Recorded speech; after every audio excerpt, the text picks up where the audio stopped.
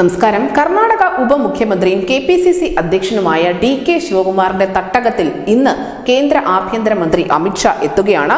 DK brothers എന്നറിയപ്പെടുന്ന DK ശിവകുമാറും DK സുരേഷിന്റെയും തട്ടകമായ Bangalore rural മണ്ഡലത്തിൽ നിന്ന് തന്നെയാണ് BJP ലോക്സഭാ തെരഞ്ഞെടുപ്പിനുള്ള പ്രചരണങ്ങൾ ആരംഭിക്കുന്നത്. ഇതിന് പിന്നിൽ കൃത്യമായ രാഷ്ട്രീയ കാരണം തന്നെയാണ് ഉള്ളത്.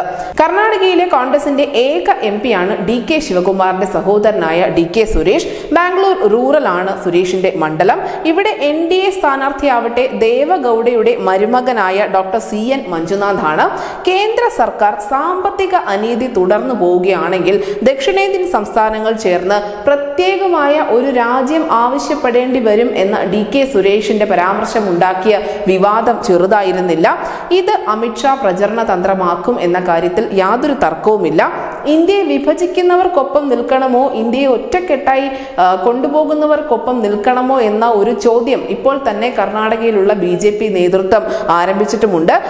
ഈ ഒരു ആയുധം കർണാടക BJP തേച്ചുമിനുക്കി കോൺഗ്രസിനെതിരെ പ്രയോഗിക്കുമെന്ന കാര്യത്തിലും തർക്കമില്ല. എന്തായാലും കേന്ദ്ര ആഭ്യന്തരമന്ത്രി അമിത്ഷായുടെ നേതൃത്വത്തിൽ സഖ്യകക്ഷികളുമായുള്ള ആദ്യ യോഗവും ഇന്ന് കർണാടകയിൽ നടന്നിരുന്നു. Bangalore rural, Bangalore south, Bangalore north, Bangalore central, Chikkaballapura എന്നിവിടങ്ങളിൽ നിന്നുള്ള വോട്ടർമാരെ പങ്കെടുപ്പിച്ചുകൊണ്ടുള്ള മെഗാ റാലിയും കൊട്ടാരം മൈതാനത്ത് അമിത്ഷാ അഭിസംബോധന ചെയ്തിരുന്നു.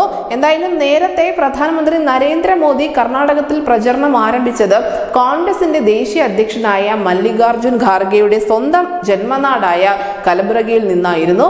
അതിന് തൊട്ട് പിന്നാലെയാണ് ഇപ്പോൾ DK ബ്രദേഴ്സിന്റെ തട്ടകത്തിലേക്ക് കേന്ദ്ര ആഭ്യന്തരമന്ത്രി Amit Shah നേരിട്ടെത്തിയിരിക്കുന്നത്. News desk news India Malayalam.